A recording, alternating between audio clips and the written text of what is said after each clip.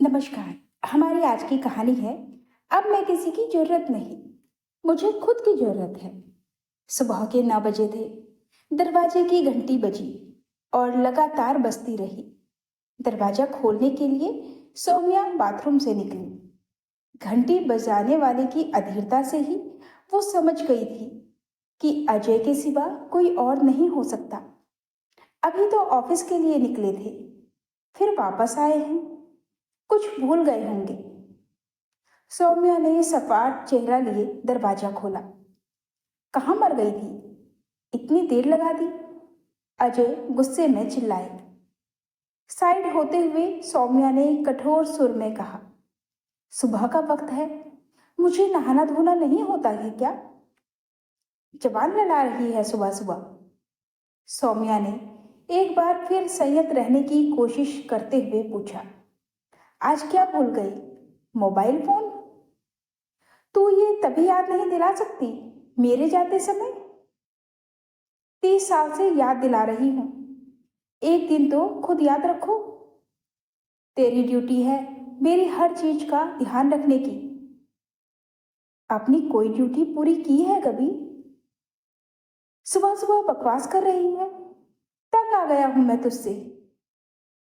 मैं भी तुमसे तंग आ चुकी हूं। तो चली जा मायके। मैं क्यों जाऊं? आप भी तंग है ना, आप क्यों नहीं चले जाते?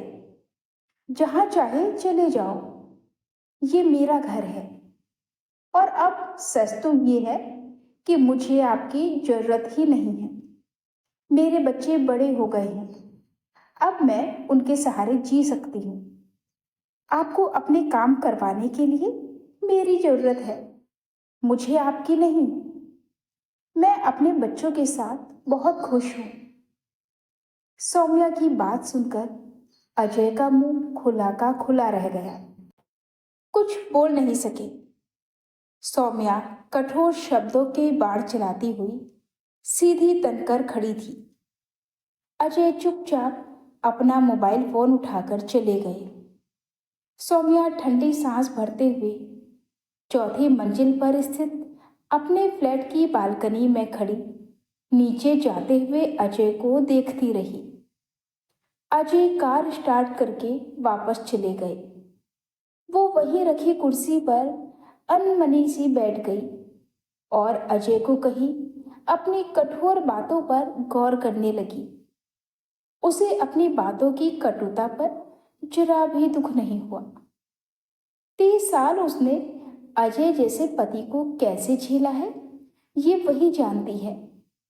अजय हद से ज्यादा आक्रामित, गुस्सैल, भुलक्कड़, किसी के सुख दुख से कभी कोई मतलब नहीं रखने वाला इंसान है।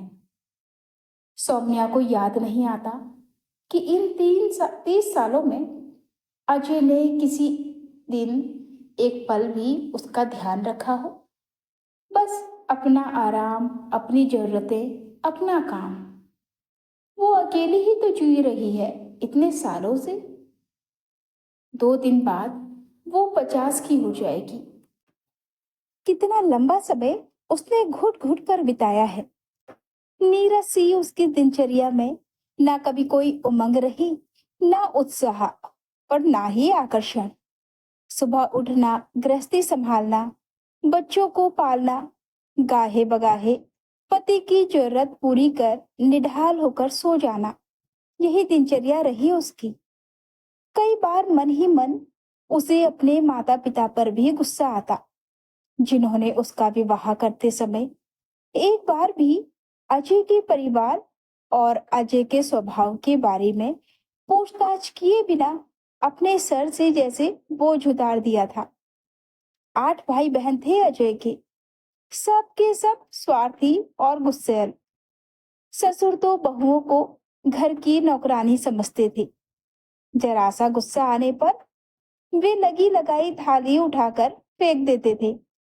वे उठते बैठते गालियों की बौछार करते और किसी पर भी हाथ उठा देते थे। सासू माँ बहुत भली थी, लेकिन उनकी कोई सुनता नहीं था। पिता की देखा देख अजय ने शादी के कुछ ही महीनों बाद सौम्या पर हाथ उठाने की जब कोशिश की थी तो सौम्या ने कहा था, बस ये गलती मत करना। जिस दिन हाथ उठाया उसी दिन इस घर से चली जाऊंगी। सौम्या के शब्दों में कुछ ऐसा था कि अजय ने फिर कभी हाथ उठाने की तो कोशिश नहीं की, पर शब्दों के ऐसे ऐसे तीर छोड़ते रहे कि मन के कोने कोने में उभरे घाव आज तक रिश्ते हैं। सौम्या कभी नहीं भूलती कि जब छाया और नमन का जन्म हुआ, अजय उस दिन भी ये कहकर रोज की तरह ऑफिस चले गए थे, मेरा यहाँ क्या काम, माँ तो है ही, मैं ऑफिस जा रहा हूँ। प्रसव पीड़ा से अधिक दर्द दिया था अजय की इस रुखाई ने। उस दिन वो समझ गई थी कि ये आदमी कभी पत्नी का दुख दर्द नहीं समझेगा। नमन छाया से 5 साल बड़ा था।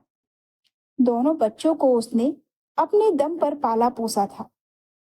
तब तो संयुक्त परिवार था, तब भी बच्चों की परवरिश में किसी ने भी उसका हाथ नहीं बटाया था। सौम्या कई बार सोचती, ये कैसा परिवार है, सब अपने लिए जीते हैं, इतने सदस्यों के होते हुए भी एक खालीपन रहता है।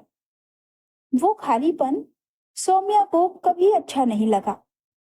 वो सोचती, खाली खाली, बिना संवेदना के, बिना दूसरों की परवाह किए जीना भी कैसा जीना है। हम इंसान हैं, पशु तो नहीं। सास ससुर के देहांत के बाद धीरे धीरे समय के साथ सब अपने अपने परिवार के साथ अलग और व्यस्त होते गए और भावनात्मक रूप से भी एक दूसरे से दूर होते गए। अजय का भी बेंगलोर से यहाँ दिल्ली ट्रांसफर हो गया था। नया शहर, नए लोग। तब नमन 10 साल का था। स्कूल में एडमिशन से लेकर इस घर की छोटी बड़ी व्यवस्था सौम्या ने खुद की थी। अजय तो अगले दिन ही ऑफिस चले गए थे। वो जानती थी कि अजय घर में भी रहेंगे तो उसका जीना मुश्किल ही करेंगे।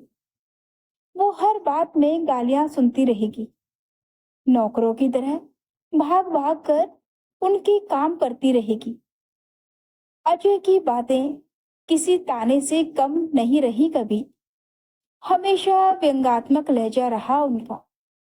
उसने कई बार सोचा, कहीं चली जाऊं या फिर अलग हो जाऊं, पर हर बार कभी संस्कारों ने तो कभी बच्चों के भविष्य की चिंता ने रोक लिया।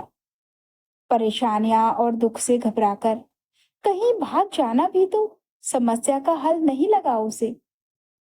शरीर घर बाहर के सारे कर्तव्य निभाता चला गया।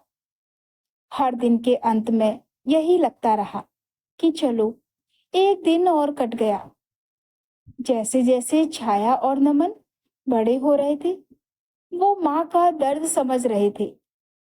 सौम्या के लिए दोनों के दिलों में प्यार और सम्मान बढ़ता ही गया। मयंक तो एक बार पिता से उलझ गया था, आप मम्मी से ऐसी बात नहीं कर सकते। बेटे के सुर पर अजय चौंक गए थे। तू मुझे सिखाएगा? सिखाना ही पड़ेगा किसी ना किसी को तो पापा, नमन निडर होकर बोला। सौम्या ने टोका था, नमन ऐसी बात नहीं करते, करनी पड़ेगी मम्मी। अजय गुस्सा हो गए, तेरी इतनी हिम्मत? उन्होंने नमन को मारने के लिए हाथ उठाया तो वहीं बैठी छाया डटकर खड़ी हो गई और चिल्लाई, स्टॉप इट पापा, यहाँ नहीं चलेगा। नमन ने कहा, पापा हमें मजबूर मत करना अपने साथ कोई गलत बात करने के लिए। हम मम्मी नहीं हैं कि आपका हर बुरा व्यवहार चुपचाप कर सहन करते जाएंगे। अजय गुस्से में इधर उधर रखा सामान फेंकते बाहर निकल गए थे। एकदम सन्नाटा छा गया था घर में। सौम्या ने कहा था, तुम दोनों को पापा के साथ ऐसी बात नहीं करनी चाहिए थी। जैसे भी हैं तुम्हारे पिता हैं, नमन ने कहा था। नहीं मम्मी, बस घर के खर्चों के लिए आपके हाथ पर पैसे रखकर उनकी जिम्मेदारी खत्म हो जाती है क्या? बचपन से ही उनको हर बात पर गुर्राते ही देखा है। याद नहीं आता कभी हमारे सिर पर उन्होंने प्यार से हाथ रखा हो? अपने दोस्तों के पिता को देखा है हमने, कसक सी उठती रहती है हमेशा। आप उनकी तरफदारी ना करें। आपने बहुत दुख उठाए हैं, अब आप सम्मान से जिएंगी। किसी से डरने की जरूरत नहीं है आपको। अपने आत्मसम्मान के साथ डट कर रहिए। वी लव यू माँ कहते हुए दोनों बच्चे उससे चिपक गए थे। झरझर आंसू बह चले थे सौम्या के गालों पर। वो सोचने लगी, मेरे बच्चे कब इतने बड़े हो गए, अपनी माँ के दुख को इतना समझ गए। उसे लगा था जैसे जलती घाव पर किसी ने ठंडी रुई का फाहा रख दिया हो। अब नमन इंजीनियर बनकर एक बड़ी कंपनी में कार्यरत था। उसने अपनी सहकर्मी निशा से विवाह करने की इच्छा प्रकट की तो सौम्या ने सहर्ष से हामी भर दी। अजय ने देखा मना करने का कोई फायदा नहीं है, अब उनकी कोई नहीं सुनेगा, तो उन्होंने भी हाँ में सर हिला दिया। अब तक अजय काफी हद तक ये समझ चुके थे कि गए वो दिन जब घर में उनका एक छत्र राज था। दोनों बच्चे हर बात में, हर काम में माँ की ही सलाह लेते थे। अजय बस चुपचाप देखते रहते। वो अपने को उपेक्षित महसूस करते। नमन ने कह दिया था, पापा, अब तक आप मम्मी से जैसे बात करनी थी कर चुके।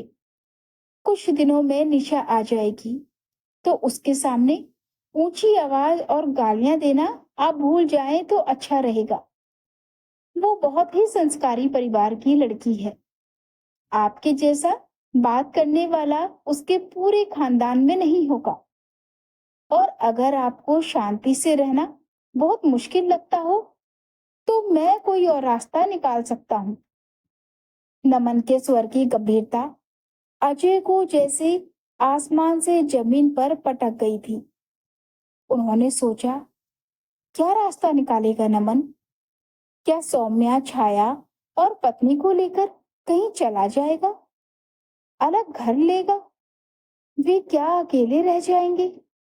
ये सब सोचकर उनके रोंगटे खड़े हो गए।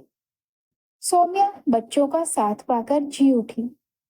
उसने भी सोचा, मैं क्यों घुट घुट कर मरूं? अब इतने लायक बच्चे हैं, जी ही लूंगी इन्हीं के सहारे। इस उम्र में भी चैन से नहीं जी पाए तो एक दिन ऐसे ही मर जाऊंगी। अब बच्चों ने उसके सोए स्वाभिमान को जगा दिया है। पति के झूठे अहम की तुष्टि के लिए वो अपना सब कुछ बलिदान करते आई है। क्यों वही कर्तव्य की वेदी पर अपनी आकांक्षाओं, भावनाओं की बलि देती चली आई? ये जीवन उसका अपना है। इस पीड़ादायी यात्रा का कहीं तो अंत होना ही चाहिए। अजय के दुर्व्यवहार का जवाब तो देना ही पड़ेगा। बस उसने खुद को बदल लिया था और महसूस भी कर चुकी थी। अजय अब थोड़ा शांत रहने लगे थे। वाकई मुझे आपकी नहीं, आपको मेरी जरूरत है। आपका सब काम मैं ही करती हूँ। मेरे बिना आपका कोई नहीं है। तो वे चुप हो जाते। आज सुबह की घटना बिना गाली गलौज और तोड़ फोड़ के घट गई थी। सालों पुरानी आदत है अजय की, इतनी जल्दी नहीं बदलेगी। अजय कोशिश तो कर रहे हैं, ये वो अच्छे से जानती थी। अजय भी अच्छी तरह समझ चुके थे कि पासा पलट चुका है। तो दोस्तों, ये थी हमारी आज की कहानी। कहानी आपको कैसी लगी? अपनी राय कमेंट बॉक्स में जरूर दीजिएगा। और कहानी अच्छी लगी हो तो वीडियो को लाइक, शेयर और सब्सक्राइब करना ना भूलें। मिलते हैं एक और नई कहानी के साथ। तब तक के लिए हमें अनुमति दीजिए। बहुत बहुत धन्यवाद।